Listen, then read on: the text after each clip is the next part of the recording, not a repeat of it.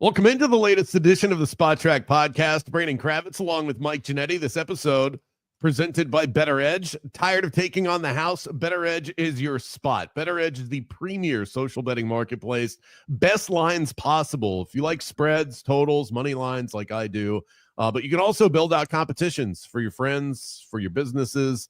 Tons of fun. And the folks at Bettor Edge will give you $20 to play around with just for signing up. Use the promo code SPOTTRACK at sign up over at bettoredge.com or on their mobile app.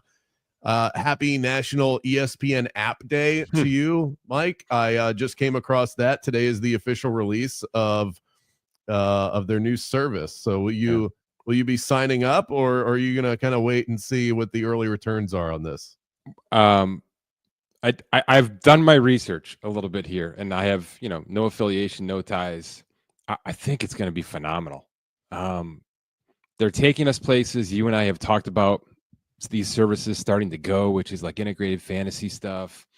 It feels like everything they buy could turn into the next iteration of Red Zone. And by the way, they're rumored to be the stakeholders for MLB TV going forward here, which look out, right? Because every night at 7 p.m. What a wild PM, turn that is, because I thought they were out of the baseball business. Now they're going to own the whole network. Sounds like NBC is going to get Sunday night, and in turn, ESPN is going to buy out the MLB TV package. And you can kind of see where this is going, right? They don't want singular events. They want all of the events. They want everything. They want as much content as one time as possible, because you're going to hit as many user notes as possible then, right? At 7 p.m. Eastern or noon Eastern with college football. And they can play off of that. They can put in these bells and whistles as premium upgrades and things like that are going to factor into the $29.99 a month or whatever it's going to cost. I think they're going in a really nice spot, especially as it becomes fantasy and betting and all those things that we know they're trying to hit on grander levels. So I'm not going to subscribe out of the gate, just full, I've got all the other subscriptions, and I've got my $900 of NFL subscriptions built in for the season here. But I do like where this is headed, and I'm going to let it mature for a couple of months here, I think. And I bet by January 1 I'm in, just because of where this is headed.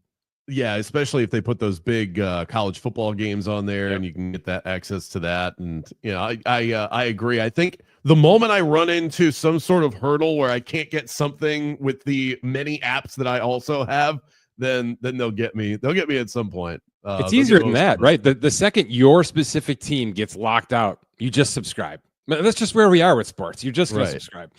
Yeah, or the Red Zone channel, one of those. So the NFL season is so close, I can taste it. I mean, we got NFL trades that are popping off over the last 24 hours. 2 weeks of the preseason for me is usually all I need to feel like I'm beyond ready for the season to start here. This feels like it's like senioritis all over again. Like, all right, I get it. You're gonna watch tonight. Don't even pretend like you're not watching. I mean, I'm watching. You got to keep up with this stuff. But I'm kind of over the games not counting anymore. The trades have been sort of fast and furious over the last 24 hours. The Chiefs officially waved the white flag on Sky Moore. The 49ers are in a world of hurt with wide receivers. We know at the highest level, Deebo Samuel moved on to the Commanders. Brandon Ayuk is still hurt. I didn't even realize Russell Gage was still in the NFL. He's hurt, and he's not available for them. And then they also suspended Demarcus Robinson. So they are thin at that position. More and a 7th-round pick for a 6th is what the Chiefs got. Final year of his deal, but he might actually get a shot here. So that's just one of many. I mean, we don't have to deep dive into Sky Moore, but it's interesting to see how desperate the 49ers are at this moment to just add bodies to the room. No question. And there's been a few wide receivers moved around here this past couple of weeks. It's going to be the going rate, because you're probably keeping 7 in this day and age on that 53 roster, at least initially speaking. And I don't think the 49ers have 4. So it's a rough go for them. They're throwing darts at this point. So it's less to me about the 49ers and more about the Chiefs, who you can say they're giving up on Moore. They just flat out didn't need him. They were going to cut this player. And that's going to be the going rate for a bunch of names that hit the market here, or the trade or the cut market over the next couple of days. There's some teams that are feeling themselves, and the Chiefs are one of them. There's no question about it. They are Now, look, a lot of that relies on Hollywood Brown staying healthy and Juju coming back and being Juju and whatever is going to, they've tried this 3 years in a row. Let's put it that way. But Moore was not going to be a factor, despite the fact that they've got their own health/suspension issues at this position in Kansas City. It's good for the 49ers. I think it's good for Sky Moore. Certainly, he's going to have a minimum WR3 roll out of the gate here, right? Initially speaking. And by the way, I don't think this is a hot take, but my Lord, should we be drafting George Kittle in the fantasy world, because he's on an island right now on that team. So there's a lot to say about both sides, but I think it's a win-win here because the Chiefs were simply going to lop him off at the end here come cut day on Tuesday.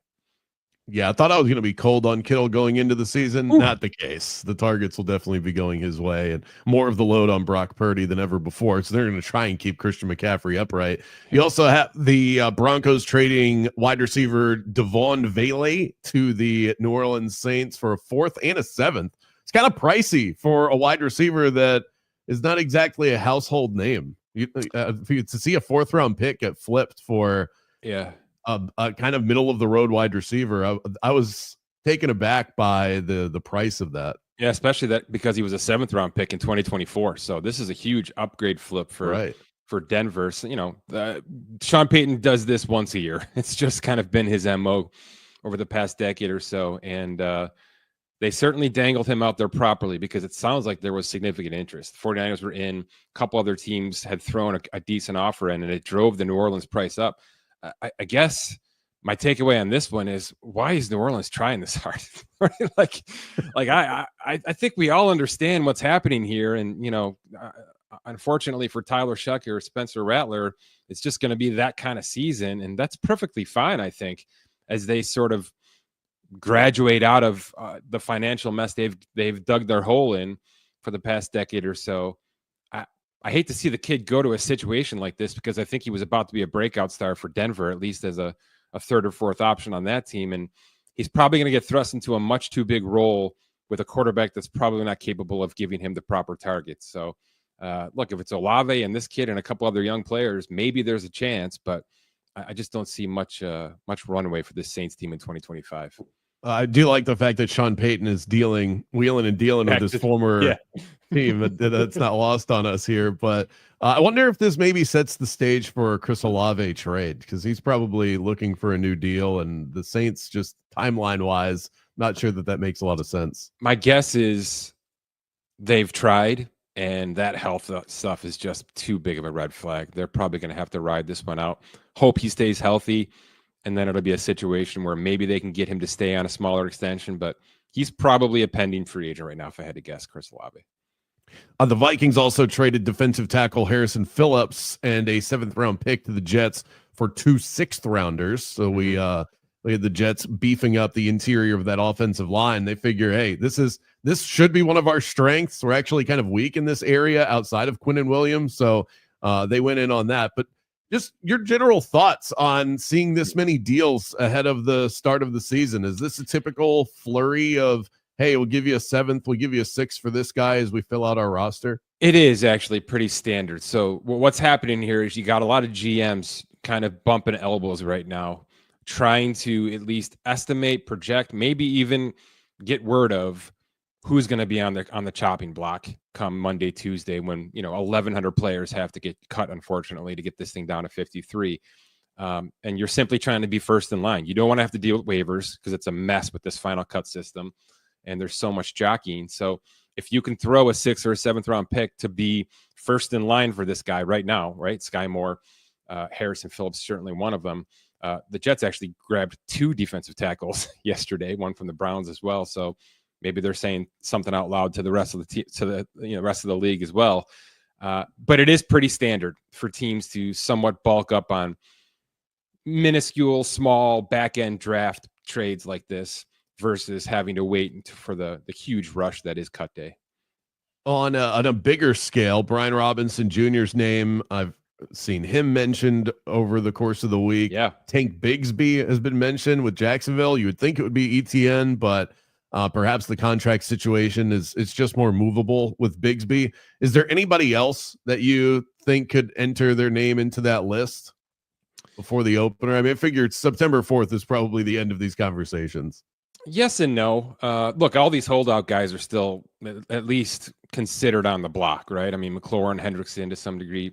I guess Micah Parsons, even though that seems that's too big of a Hail Mary at this point in time. But I mean, Anthony Richardson, right? His agent is not happy with how things are going. And you can understand it from both sides there. I would not be shocked if a Minnesota comes in on Anthony Richardson right now, just to say, hey, we need some depth there anyway. We're looking for projects in every regard here going forward. That's one I could see absolutely happen. And by the way, same thing with like a Raiders or something like that, who know they have minute, fine timelines. Pittsburgh with their current quarterback situation and might be looking at Richardson as a 2 to 3 year plan. So that's a name I'm throwing on the list. You're going to have running backs move. We haven't seen it yet, Brandon, but you know how this position works. It's sort of like a revolving door, and we might have kickers move. That's another one that generally happens this time of year because if teams just aren't happy with how the last 3 weeks have gone with their kicking position, and kicking is as important as running back. You know what I mean? It's one of those things where it's constantly revolving. You're constantly flipping these positions, but they're so damn important week in and week out, especially come playoff time.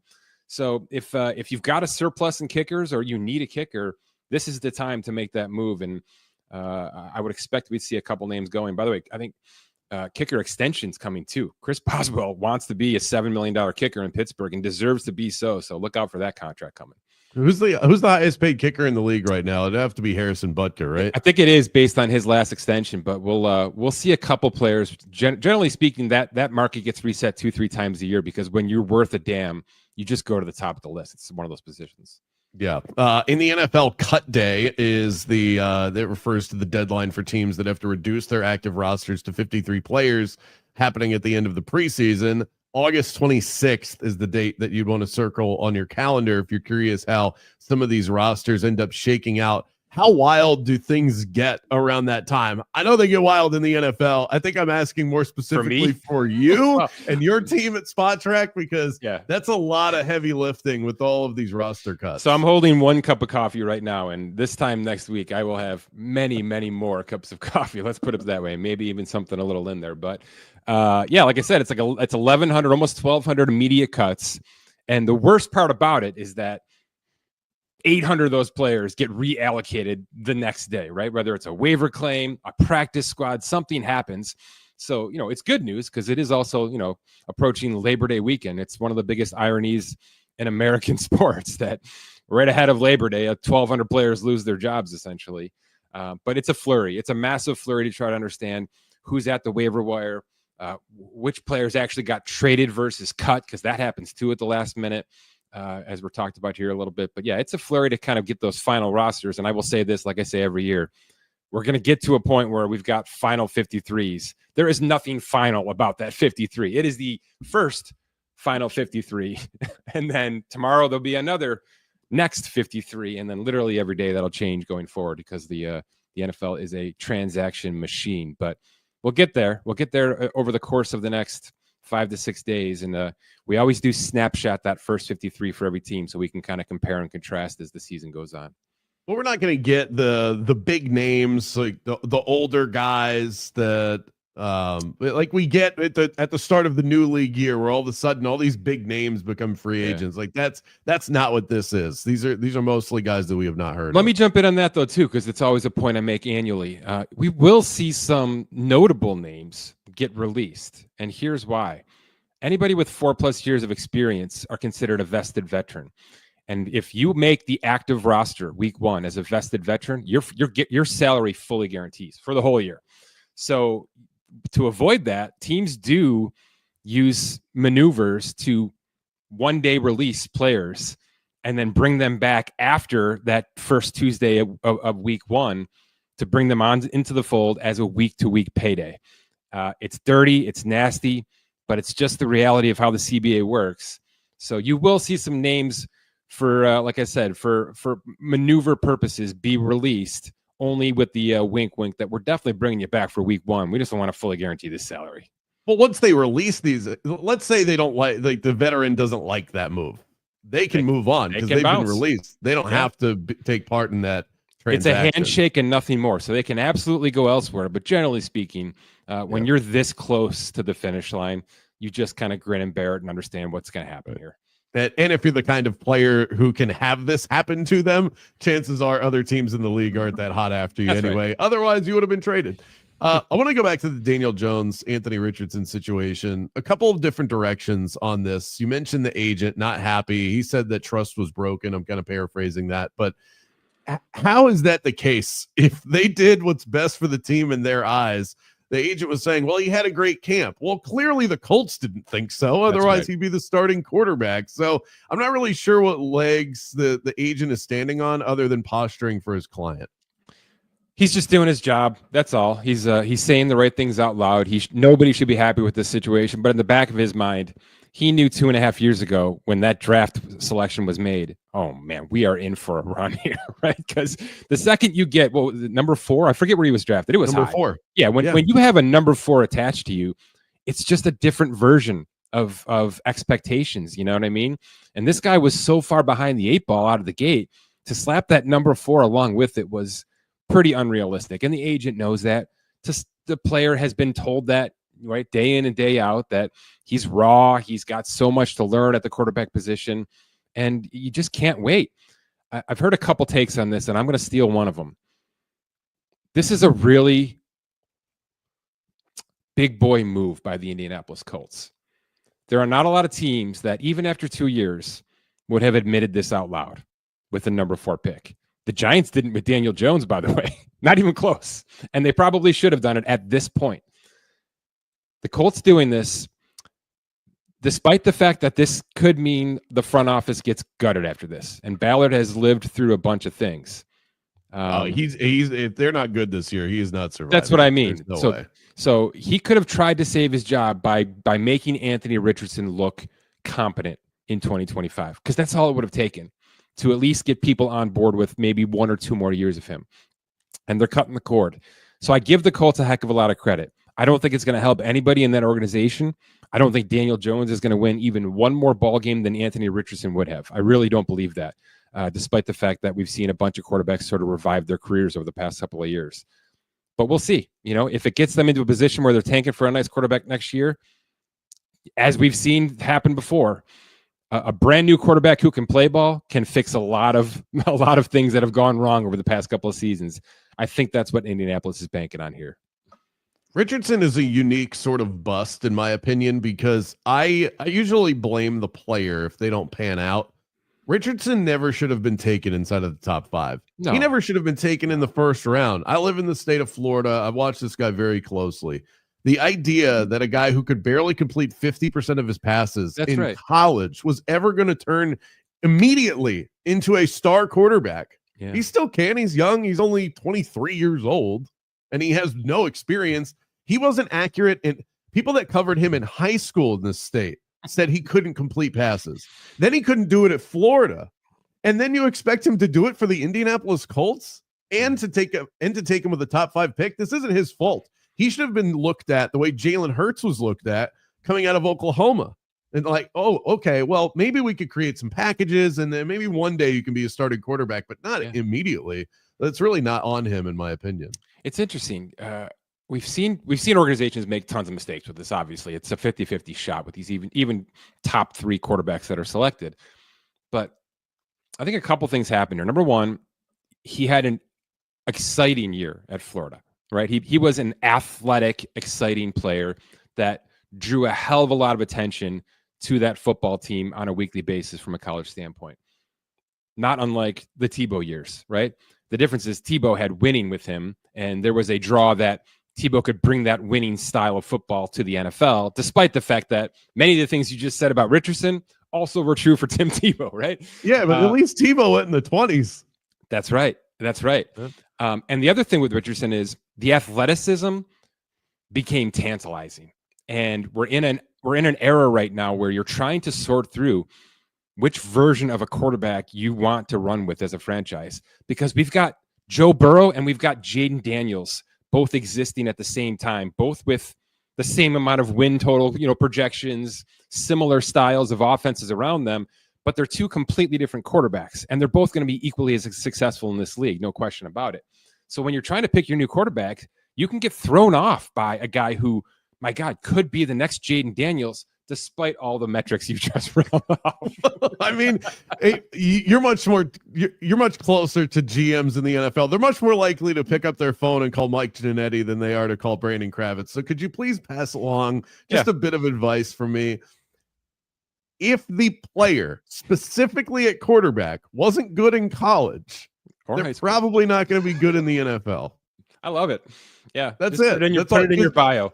Let's see who the last two quarterbacks who were taken off of their combine abilities more than anything else was Trey Lance and Anthony Richardson, both top 5 picks. Were not productive in college. They just didn't play very much. Trey Lance missed an entire season. So, and then they go top 5 because they can do Jaden Daniels, Joe Burrow things. Well, guess what? Joe Burrow, phenomenal college quarterback. Jaden Daniels, phenomenal, very productive. Cam Newton, it was just 1 year. It was just happened to be the greatest college quarterback year that we've ever seen. These guys didn't do that. So please, if you could just pass that information along, that's my service to the NFL and their general managers. If they're not good in college, don't take them top 5 in the NFL draft. Get off your soapbox, man. I think I put something in my coffee today. Now, before we move off of this completely, you said something on my show earlier this week that I need you to expound on a little bit. You said that you think that the Colts are doing this for tanking purposes. Yeah. When you have a coach and a general manager that feel like they're in job save mode. So how can you explain your position and then the reality of a coach and a general manager that are probably on some pretty thin ice? It's because I feel like it has to be one or the other. I don't think it was self-induced.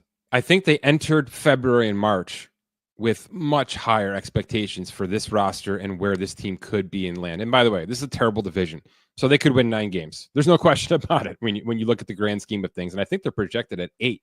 If I just did a tweet this morning regarding that, and I think they were up there. They were 8 or 9, around the Giants and those teams who could take a big step forward. So I'm giving them way less credit than they might deserve. But I will start with Daniel Jones. They had way bigger expectations for replacing Anthony Richardson this offseason, including Darnold and Cousins and all these names. There's no question that they at least threw out an olive branch to all the available quarterbacks, Geno Smith included, and landed on Daniel Jones. And that's probably not for lack of effort, lack of offer, a lack of money. It's just that those quarterbacks did not pick the Indianapolis Colts, which means the grand scheme of things with this roster is simply not good enough for even the best available quarterback on the market right now. That does not bode well for a resuscitation plan for Daniel Jones, right? With most of the other situations, right? Baker going to the Rams for a year, Darnold going to the 49ers for a year. They got brought into, in a backup clipboard role, they got brought into a system and figured out what winning looks like. And Daniel Jones has never seen that.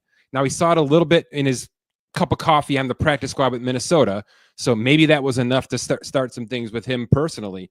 But that roster's just not built enough. Now, they can make some trades this week. I've heard their name attached to a few of these players that we've talked about here. Hendrickson being one of them, McLaurin being one of the bigger ones. That's not a terrible move for the Colts to bring in McLaurin alongside Michael Pittman Jr. and now a exciting tight end in Tyler Warren and Jonathan Taylor. That's a nice little core to start to talk about here. I don't think that the way things went are what they planned on being in Indianapolis this season, and it's going to lead, I think, to eventually the team turning the leaf over to a tank job. I do. All right. Well, you always deliver. I said, all right, I need more, and that was perfect. So well done by you. At this rate, do you think Micah Parsons is going to suit up week 1 for the Dallas Cowboys? So, the clock's ticking at this point. It looks like he doesn't want to play if he doesn't have the deal, and we're kind of up against it at this rate. I'm going to do something I very, very rarely do as a person in my position, and that's I'm going to take a stand on this one. I would generally give you a pretty softball response. I realize that Micah Parsons is set to earn $24.7 million this year, and that's an ungodly amount of money, right? For anybody, even an athlete, that's an ungodly amount of money. Micah Parsons needs to not play. He needs to be the one Dallas Cowboys player that pushes back to Jerry Jones. And he's already done it verbally on his own podcast in front of the microphone. He's done it. He's got to do it this way too. He's got to go out there and not play football for this team because they will lose ball games.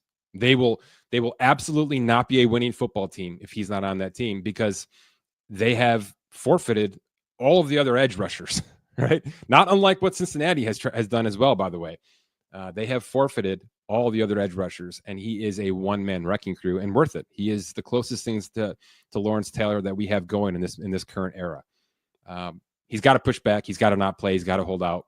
I realize it's going to be a ridiculous amount of money lost or forfeited at least, but this is not just about him personally locking in his big contract the way he wants to lock it in with his agent involved, but it's about breaking the process that Jerry Jones has been allowed to get away with for too long now. Everybody's got to play by the same set of rules. And you can say that they've been countering that process by overpaying. And you're exactly right. Jerry Jones has overpaid upwards of $75 million to his superstars actively on this roster because of the shenanigans that he's forced his players and their agents to go through year in and year out every offseason. It's just not a good business model. It's not how players and agents should be treated, and especially top players in this league. So I'm rooting for a holdout, and I'm rooting for him to put it right back in their face so that this process changes going forward. I'm thinking Jerry will crack if he does that because the problem is Jerry is in his life. The problem is this, though, is if he cracks and Micah takes the deal, we're just back at Dak Prescott, and we're back at all over. I'm just going to give you more money so that it looks like everything worked out in the end. I don't like that. That seems too closely tied to how our politics work right now, right? And sometimes things just have to change. That's all. And I want Micah Parsons to not only not suit up right now, I want him to force his way out of Dallas. I want Jerry to not have this player anymore because of what he went through from a negotiation standpoint. That's the end game that has to happen here. That right there is called a podcast crescendo. I mean, we just saved the best for last with that one. Let's get to our quick hits to wrap today's episode. The highest paid mascot in the NBA is suing his team, the Denver Nuggets. Rocky the Mountain Lion is known for doing some insane stunts during games. He's paid $600,000 per year. He's had some medical issues, and I think he wants even more than that. I'm not going to fault the guy for trying to get a bag, but does that figure surprise you? $600K for a mascot? Well, first of all, this is Spot Trap Podcast rock bottom, so thank you for that. But look, the $600,000 brought us to a high. I had to bring us down a little bit. Decrescendo in process. $600,000 a year is a phenomenal number if that's actually the case, and I hope, by the way, that is in addition to health insurance, because this mascot is prolific. I mean, he is the Sports Center highlight in this league and maybe in American sports. So, of course, he's going to have some injuries. And by the way, I'm assuming it's a he. Is it a he? It is. Okay. Yeah. I shouldn't have assumed that out loud. Phenomenal presence. You want to hold out for more money as the GOAT mascot in terms of athleticism? Let's do it. It's time. It's the time of year for holdouts, right? That's all we're talking about left and right. So why not throw a Denver Nuggets mascot into the fold? And this feels like a poll question coming. Who's gonna crack first? McLaurin, Hendrickson, Micah Parsons, or Rocky the Mountain Lion? These mascots work a lot harder than they're given credit for. And first of all, you're stuck in that hot suit. You're entertaining kids. They work every single home game. And they even show up at some visiting arenas as well. So they all have birthday parties. It's $600K a year. Am I purchasing something that's like ventilated and air conditioned? Like I'm having a custom suit built, right? Yeah. Well, I think the team is paying for that. I'm not footing the bill, even if I'm getting paid $600K. Can I just ask the elephant in the room question? Is that too much money for a mascot? No, it's a lot. That should probably be the ceiling, but I think I'm good with it. All 600K. Right. If you do a really good job, if you're unique in your abilities of mascotting, I don't know what goes into the art of it, but I do respect the hustle. If you're sitting there right now about to type to me, are you going to start tracking mascot salaries on Spot Track? Please delete that tweet. Thank you. Just send it to me so I can look at it. Former NBA star John Wall retires after 11 seasons in the NBA. It's another athlete in a long line of athletes that retired, and then we all went, I thought he was already retired, but it's official now. Total career earnings at the $276 million mark. I'm thinking if we were to create a Spot Track Hall of Fame for career earnings for the least amount of work, he'd be in the Hall of Fame. Yeah, Andrew Brandt has his sort of pie in the sky business Hall of Fame in terms of these contracts, and John Wall's a first ballot. He's gonna walk in there with a couple of jerseys on because this is a huge payday. I'm gonna stand up for my guys here a little bit. There's some numbers out there in terms of his earnings that are incorrect, and they are stemming from one of the premier stat sites that we go to quite a bit. That's all I'm going to say. Who do not closely track the numbers. They just kind of throw them out there and hope that they add up to the right things at times. And it's not their fault. They do other things very, very well. But our Keith Smith does a hell of a job in making sure that they dollar for dollar.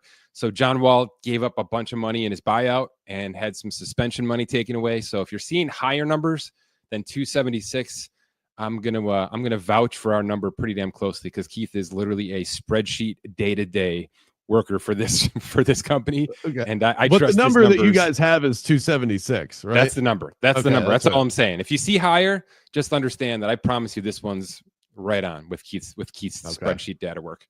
That's good. I didn't want to host the podcast and then cite the wrong site. Nope. So glad we went with that one. Awesome story in Chicago. Tyson Bagent was extended, signing 2 years, $10 million.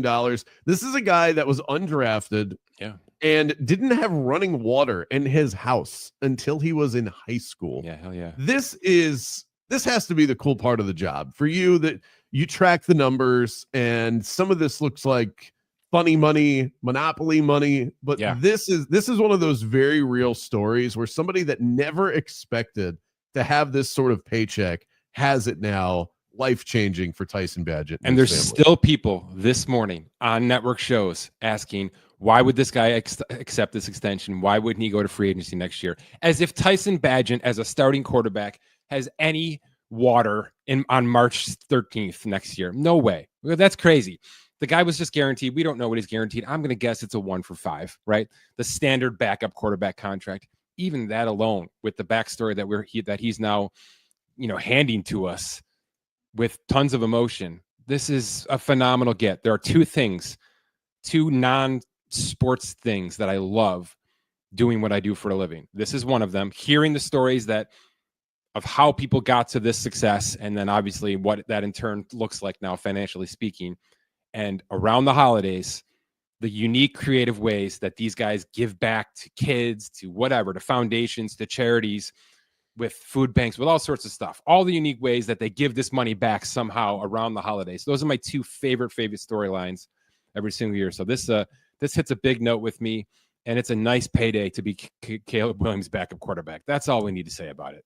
That's awesome. Phenomenal way to wrap the episode. This episode presented by Bettor Edge. Sign up, try it out, bet with your friends, bet with us over at bettoredge.com or on the Bettor Edge app. Use the promo code SPOTTRACK for $20 upon your first arrival. Subscribe and rate the pod you're enjoying right now, and make sure to visit spottrack.com for all of the latest accurate information in the sports contractual world. Till next time, Mike, I'm going to go watch some preseason.